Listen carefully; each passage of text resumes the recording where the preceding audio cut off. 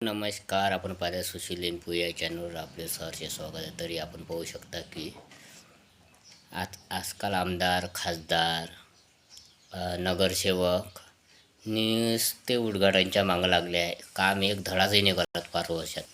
जेव्हा 5 वर्ष पूर्ण होते तोपर्यंत त्यानं भूमिपूजन करणं चालू ठेवते. कारण का त्याला वाटतं, लोकांना वाटलं पाहिजे का कामं हे एवढा निधी आहे.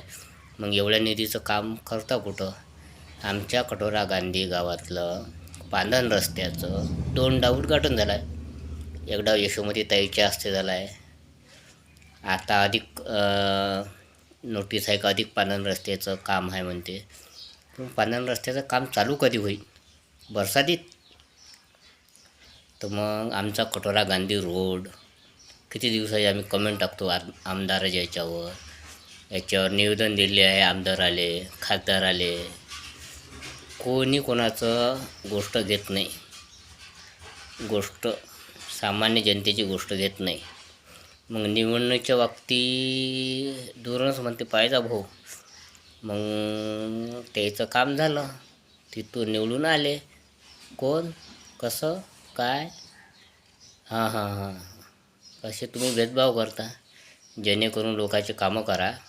आता तालुक्याले लोक उभे आहे, पंचायत समितीला उभे राहील, जिल्हा परिषदेला उभे राहील. तर आपलं एकच म्हणणं आहे का उमेदवार कोणताही पक्षाचा असो, पण चांगला जर असला ना उमेदवार, काम करणारा, तो कामच करणार आहे आखरी. पण आपण 500 रुपयाच्या मागं लागून आपण बोलण्याचा अधिकार काही गमावू नका. मग 5 वर्ष आपल्याशी तेच काम आहे आपल्यापाशी.